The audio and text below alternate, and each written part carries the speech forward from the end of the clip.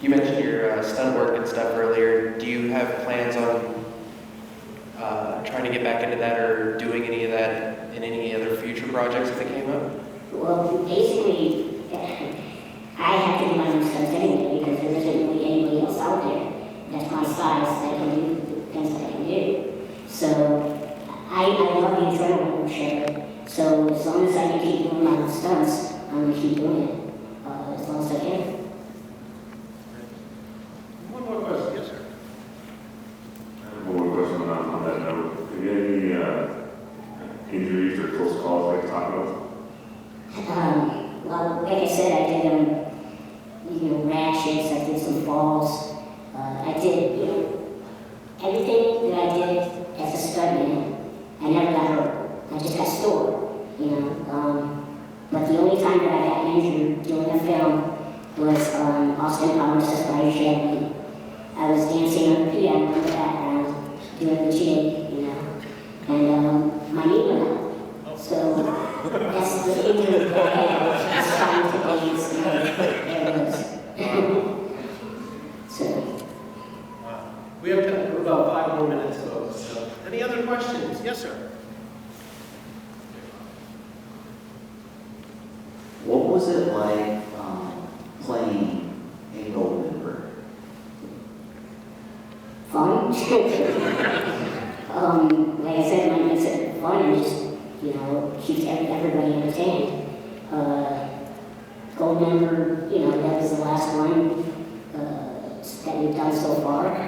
Not that we stressed so far. Hopefully, if it's up to me, we'll do another one. But Goldenberg, like all the Austin Powers movies, it's just a great experience and fun to work on. What are some of your influences, your acting influences? Okay. Well, I mentioned David Rappaport, him being another little person, and Billy Barty, if you've ever heard of Billy Barty. He was the same type of dwarf as I am, but just taller. He was about a foot and a half taller than I was. But he got started during the vaudeville days and was able to carry that career all the way up to his death. Sometime, I think it was in, say, 90s or something, early 90s.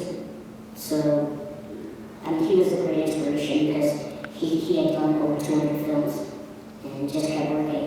And that's something that hopefully I can achieve at least get close to it.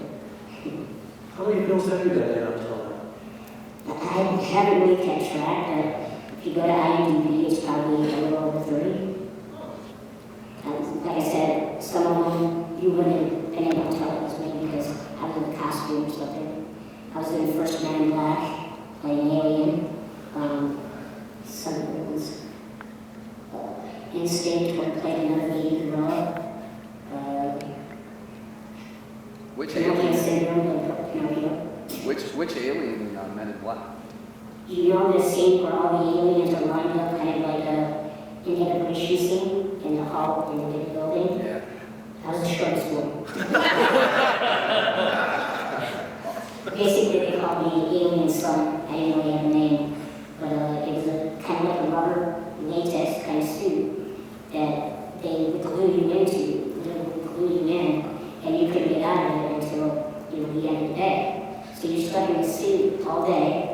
And you have they take the heating element out of the hair dryers. That way it's just cool air and they blow that through the nose so that you can breathe in between shots. So I've done a lot of challenging things like that, and luckily I never passed out. So it kept me in shape. I'm like right now, I'm out of shape. You ever have any DPs or anybody want to kind of cheat your taller? So let's try to go 4 feet. All the time. Oh, is that right? Yeah, just because they can't get that right angle that they want.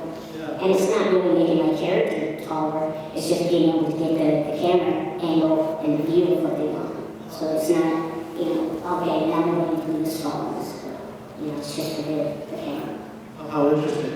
In the back. Maybe 2, 3 more. I don't know, like a lot of actors get into voice acting and things. Have do you not want to do anything like that, or just, you not offer things other things, or is that? I've done a couple things, but nothing big. I still go in, you know, and audition for certain roles like that. And I have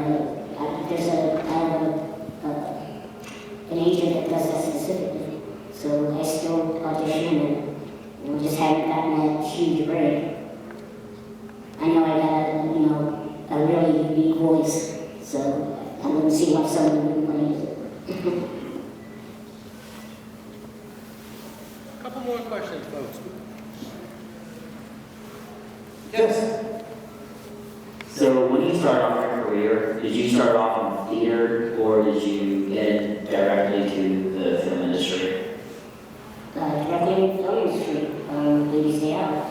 I was actually living in Texas, and I had a job. I was working for Sprint, the long-distance telephone company, and, you know, I was making a living. I bought a house, and, you know, everything, and then I get this call that, you know, they were interested. I flew up to Chicago, met with John Hughes, the legend, and basically, I was there for like 2 days. They flew me back down to Texas, and like a week later, they offered me a part. And the next thing that I actually did was I called Sprint and said I'm not coming back. Awesome. And disconnected your phone service with them. Listen, no, they canceled.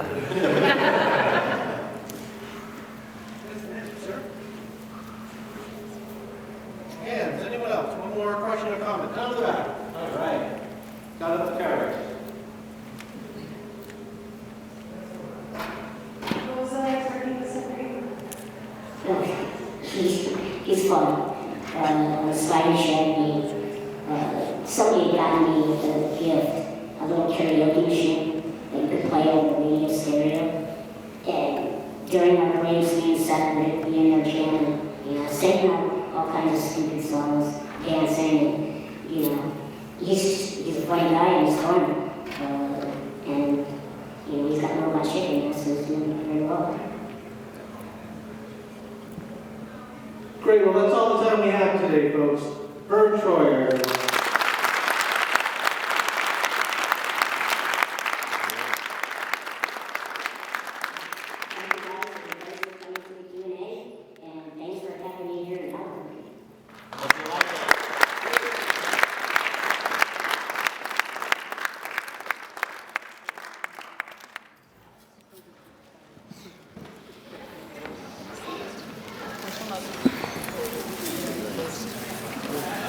Is it good?